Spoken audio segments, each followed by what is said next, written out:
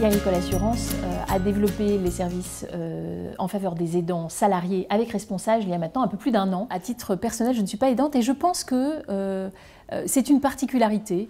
C'est comme quand on s'engage dans une cause, dans une association, etc. En général, c'est qu'on a été touché à titre personnel. Moi, je pense qu'au départ, ça a été un choix très rationnel d'utilité d'un groupe d'assurance comme nous. Et donc, on s'est adressé à ce besoin qu'ont les aidants à l'extérieur et donc de financer leurs projets au plus près de leurs besoins dans toutes les régions de France. Et ensuite, c'est par souci de cohérence que j'ai voulu l'étendre auprès des salariés. En revanche, je suis particulièrement sensible aux problématiques auxquelles sont confrontés les aidants et toujours pareil, à essayer de trouver une approche et une aide concrète, tangible. Dans l'humain comme dans les autres domaines, il faut tester des choses et puis se laisser aussi guider par ses convictions. J'ai eu le sentiment, lorsque j'ai eu les premières présentations de Responsage, qu'il y avait quelque chose qui pouvait être pertinent et utile.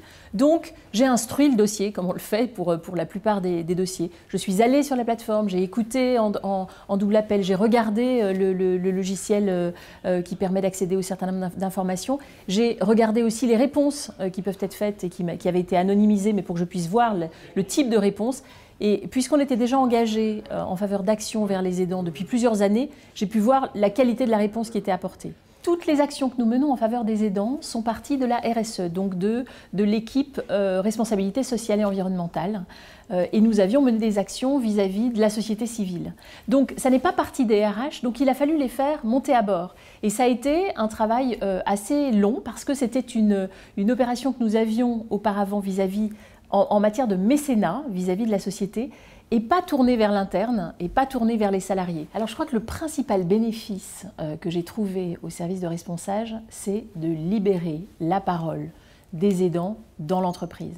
C'est vrai que quand vous devenez aidant, ça vous tombe dessus un jour, vous ne savez absolument pas comment vous y prendre, vers qui vous tournez, quel type de service demander, ce qui existe. Vous n'êtes pas préparé à ça. On ne se prépare pas à être aidant et pourtant, beaucoup d'entre nous le sont ou vont l'être. Donc comment on s'y prépare? Et donc du coup, comment on informe en interne pour montrer aux salariés qu'ils ont un service et qu'ils peuvent téléphoner? Je suis contente d'accompagner depuis le début la plateforme Responsage pour qu'elle se développe plus avant au sein de l'entreprise.